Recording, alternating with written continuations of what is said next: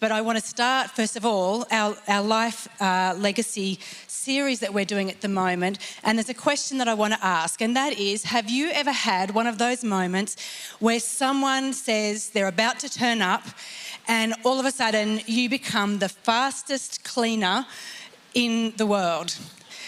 Now, before I go any further, is there anyone who is proud to say that their house is ready for an open inspection every day of the week? Do we have any of those people here? There was someone at the city. Oh, we do have Peter Hawke. Very good. So most of us will not understand that. Peter's probably going to shake his head for the next minute or two while we admit to all of our flaws as human beings. But most of us will know what I'm talking about when all of a sudden the things that we've been putting off all day, the dishes are sitting there, there's washing on the chair, the cushions that are meant to be on the lounge are for some reason on the floor. We always have blankets at our house, on the lounges, and they're never on the lounges neatly folded. They're always scrumpled up somewhere. And then all of a sudden you get that text that says, I'll be there in 10 minutes. And suddenly you become incredibly productive. You're wiping benches with one hand while you're throwing things into the cupboard with the other hand. You're spraying air freshener everywhere or putting on the candles to make the house smell nice. You're fluffing those cushions that nobody really ever looks at anyway. But if we're honest, sometimes the goal isn't actually cleanliness, because we couldn't actually get our houses that clean in that space of time. It's really about appearance. And we just want it to look like we've had our life together the whole time.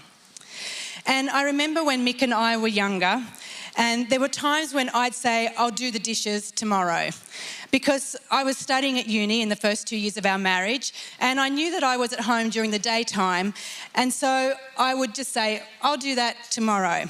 But then the next day would come and I'd get distracted.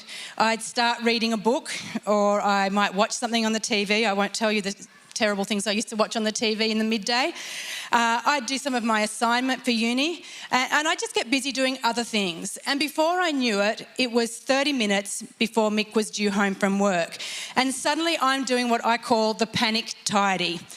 I'd be speed cleaning the kitchen, putting away the washing and making the bed, and trying to create the illusion that I'd been a productive housewife all day.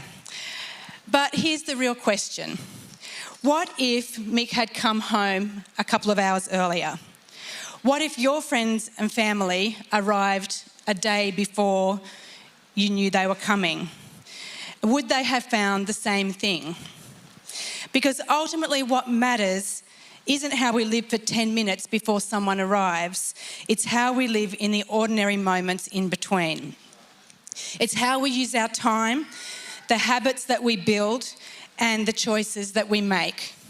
The things we give our attention to when nobody is watching and there's no immediate reason for us to impress anyone. And in many ways, that's exactly the issue that Jesus is addressing in Matthew chapter 24.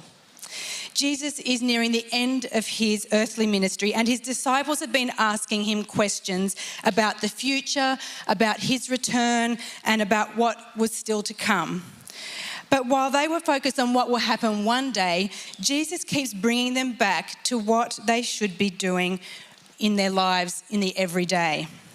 And to make his point, Jesus tells a story about a servant whose master has gone away. And he says in Matthew 24 that a faithful, sensible servant is one to whom the master can give the responsibility of managing his other household servants and feeding them. If the master returns and finds that the servant has done a good job, there will be a reward.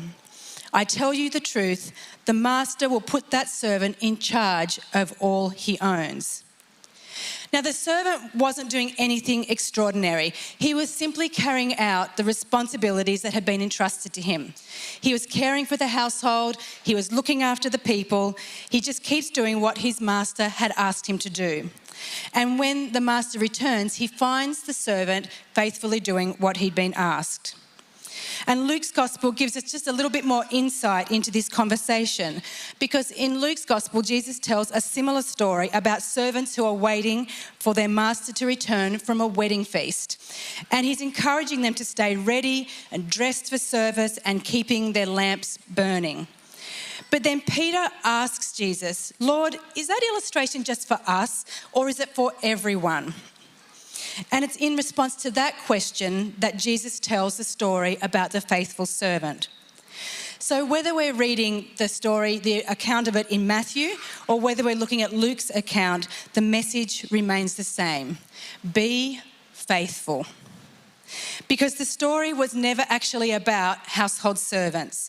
Jesus was teaching his disciples and he's teaching us how to live in the space between when he departed the world and when he is returning again. Most of our life is lived in the in-between. It's in the daily rhythms, in the unseen decisions that we make, in the ordinary acts of obedience that quietly shape who we become. And Jesus says that those moments actually matter more than we ever realise, because the way we live today is shaping who we become tomorrow. For anyone who's done our circuit breaker course, that's a similar comment that we make in that course when it comes to managing our emotions and how we handle conversations, that we need to keep in mind who we are wanting to become tomorrow and the next day and the next day. And those choices in the moment are the ones that make a difference to our tomorrows. One of the things I love about Jesus' story is how ordinary the servant's responsibility actually was. The servant wasn't asked to do anything spectacular. He was simply asked to be faithful with what had been placed in his care, to look after the household, care for the people, and keep doing what his master had entrusted him to do. And I think sometimes we really underestimate how much God values simple faithfulness, because so much of what he does in our lives happens gradually through ordinary moments of trust and obedience. And when I think of someone who demonstrates that well, I immediately think of Joseph in the Old Testament. And most of us know Joseph as one of the great success stories of Scripture.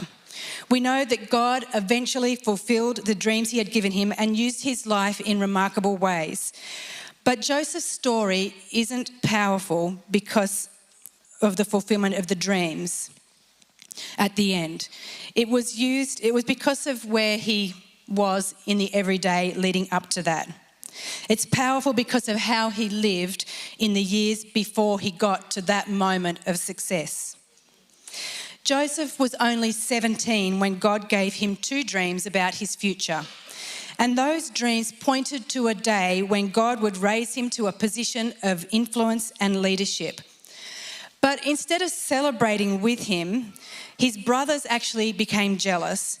They betrayed him, they sold him into slavery, and he was taken to Egypt, far away from his family, his friends, and everything that was familiar to him.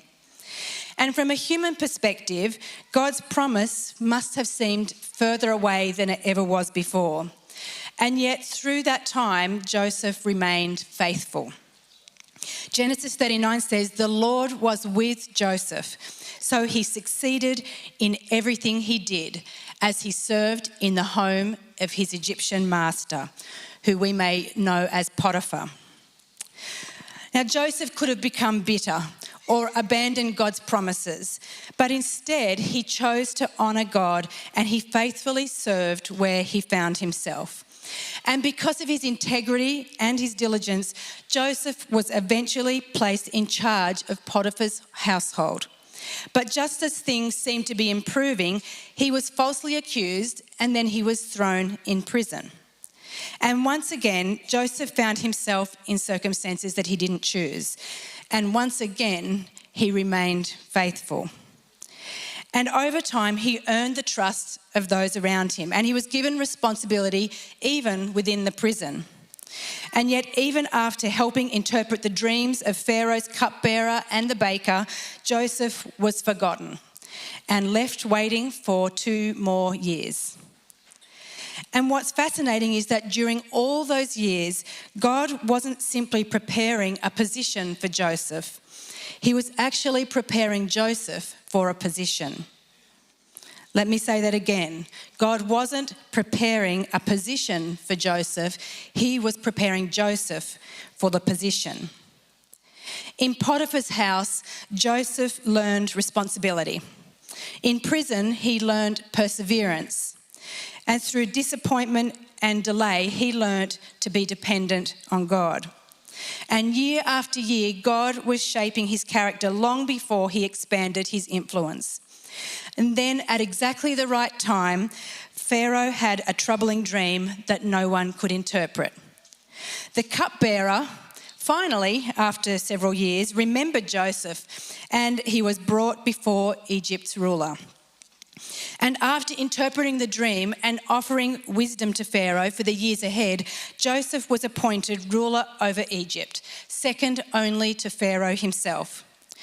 And more than 20 years after Joseph received the promise from God, 20 years after he had those dreams as a 17-year-old boy, he finally saw it fulfilled.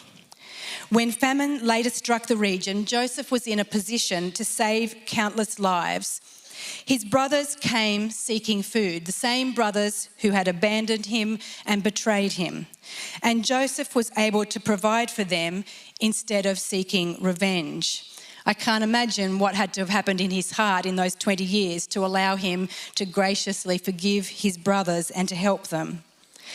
God used Joseph's faithfulness to preserve his family, to protect a whole nation, and to continue his covenant purposes through future generations.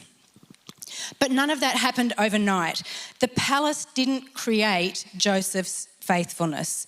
It only revealed the faithfulness that he had already demonstrated over years. The same character that had been formed in Potiphar's house and was strengthened in prison and refined through the years of waiting was now visible on a much larger scale. God often does something in us before he does something through us.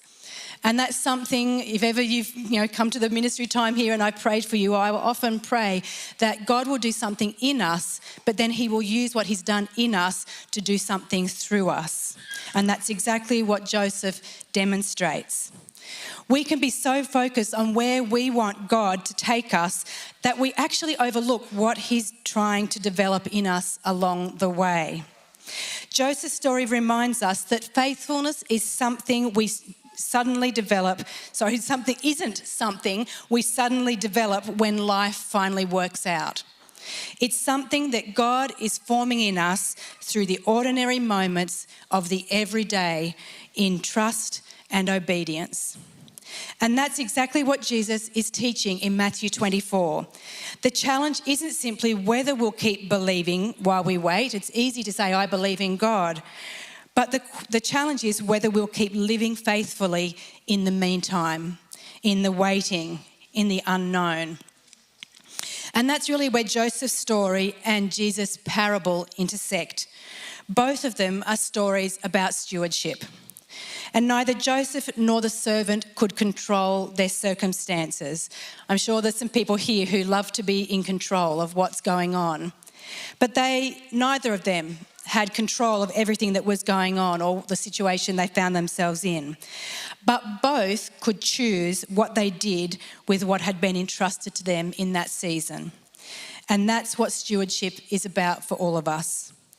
The faithful servant understood that everything under his care belonged to his master.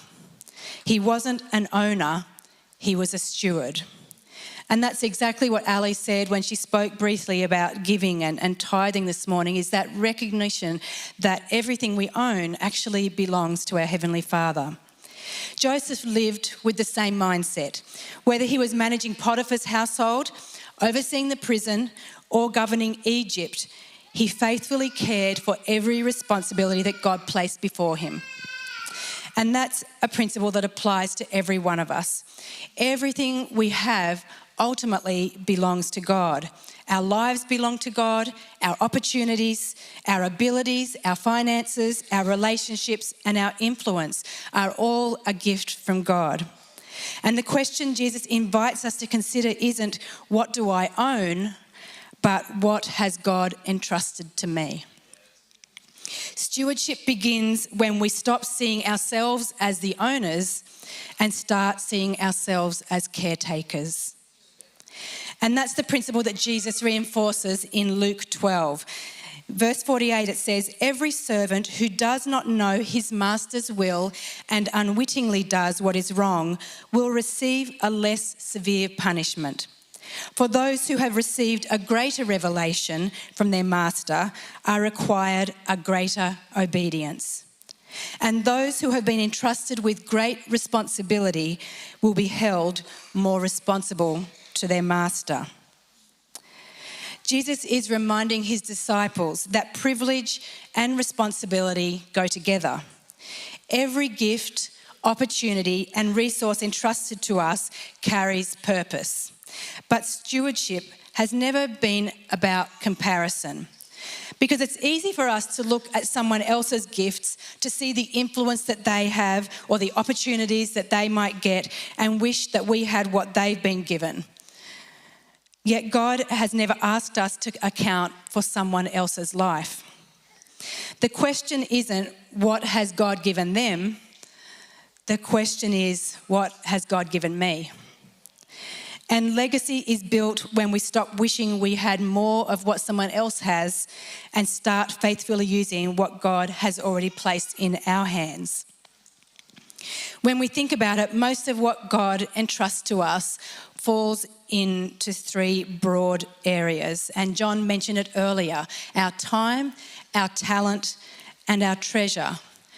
And I love the fact that life legacy isn't just a financial ask. This is for us to consider, what has God placed in our hands, whether it's time, whether it's treasure, whether it's talent, and asking ourselves the question, what can I do to use what God's given me to bless this house and beyond? Time is one of the most valuable resources God gives us, because once it's gone, we can't get it back. Every one of us receives the same 24 hours each day, and how we use that time is quietly shaping the legacy that we're building. And that's why the stewardship of our time isn't about being busy, it's about being intentional. It's possible for us to fill our calendars and still neglect the things that matter the most. The people that God has placed in our lives, the opportunities that he gives us to encourage and serve others, and the prayers and promptings that maybe we've been putting off because we're too busy. Faithfulness is often lived out in the ordinary opportunities that are right before us.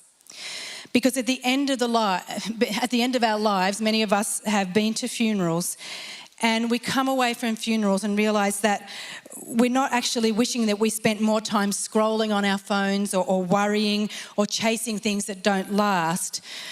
We come away from those things trying to be grateful for the moments that we've invested into what matters eternally. How much time have we invested into the people that we love? How much have we used our lives to influence others in a positive way?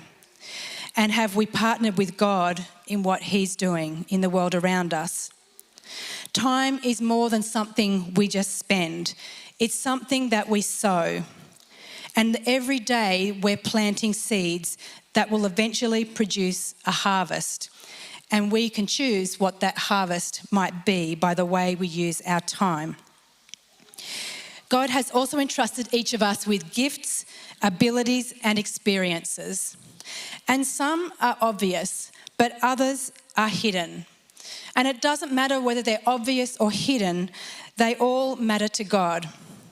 The mistake we often make is assuming that only the visible gifts are valuable. And we celebrate the person up the front, the worship leader, or the person in our workplaces with influence. But the kingdom of God has always advanced through ordinary people faithfully using what God has placed in their hands. There are some people here who do lead in church, in their workplaces, in their family and friendship groups. There are some people who go about encouraging people in their world. There are some people who love to serve behind the scenes. There are some here who love to show hospitality or disciple others in their faith journey, or faithfully pray when nobody else is watching. The value of a gift isn't determined by how visible it is, but by how faithfully you use the gift that you've been given. Joseph's gift wasn't simply administration, although he was very good at managing the Egyptian country during the time of famine. His greatest gift was his willingness to honour God wherever he found himself. And perhaps that's one of the most important reminders for us. God isn't looking for impressive people. He's looking for people who are available and willing to use whatever he's given them for his purposes. The gifts God has placed within us are never meant to stop just with us. They were given so that others might be strengthened, encouraged, and pointed towards Jesus. And of course, the third one, which people get a bit nervous about, is that our stewardship does include our finance as well. Because as I mentioned earlier, everything we have is given to us by God. But it's not because God needs our money, but because generosity reveals and shapes our hearts. And Jesus says in Matthew 6:21, where your treasure is, there the desires of your heart will also be. And generosity reminds us that God is our source of everything. Everything we have comes from him. It helps us remember that what we've been given isn't just for our benefit, but to make a difference in the lives of others.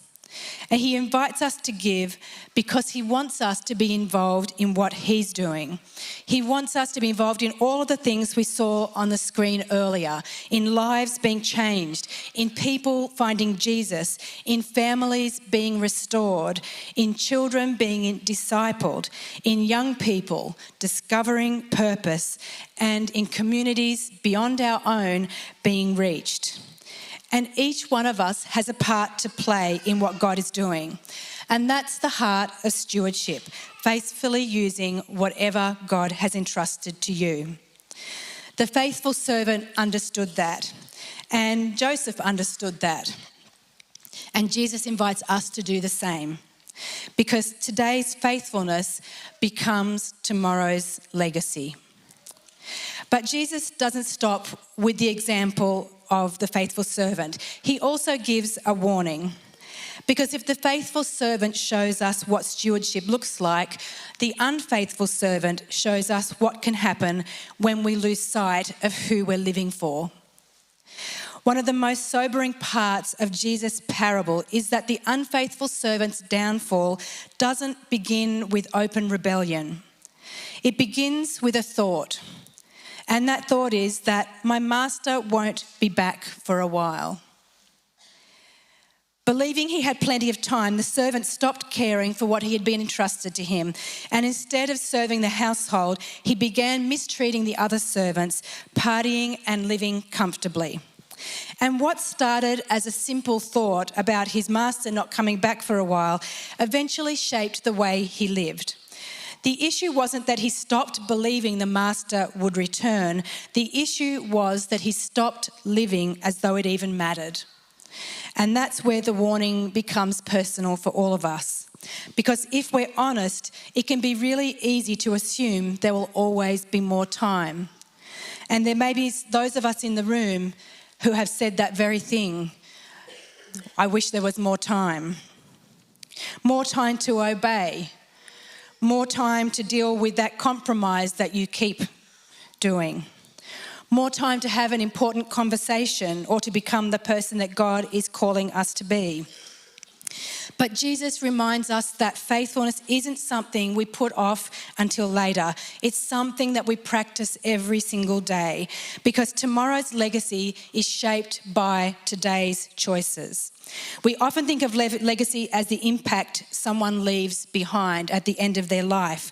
But legacy is actually what we are building long before the finish line. It's formed in the everyday choices, in the habits and the acts of faithfulness that often go unnoticed. In those moments when you can decide to go this way or that way, they're the moments that create our legacy. Joseph's legacy wasn't built the day he stood up in front of Pharaoh. It was built through years of faithfully honouring God in ordinary circumstances. And because of that faithfulness, God was able to use Joseph's life to impact countless others and to fulfil purposes far bigger than Joseph could have ever imagined at the beginning of his life. His legacy was revealed in a moment, but it was built over decades. And the same is true for us. We may not ever see the impact of our faithfulness immediately, but God is able to use it in ways that reach far beyond what we can see.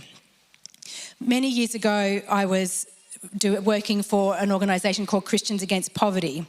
And there's moments where I had conversations where I was able to talk to them about God, and in the moment, it didn't seem to go anywhere.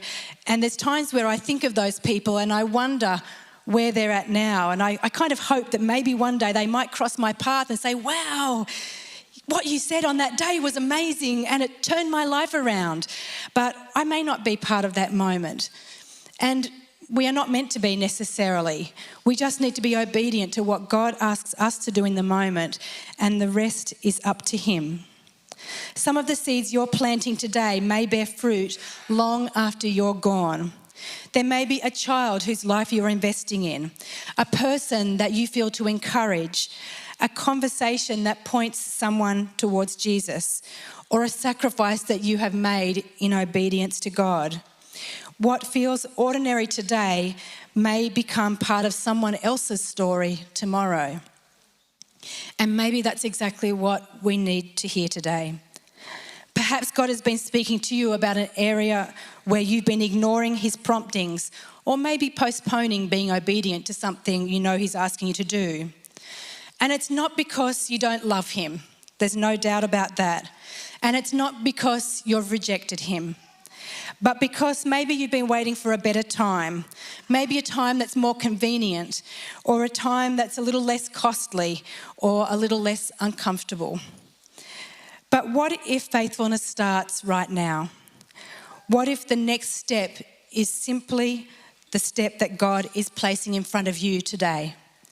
Because the kingdom of God is built through ordinary people consistently saying yes to Jesus.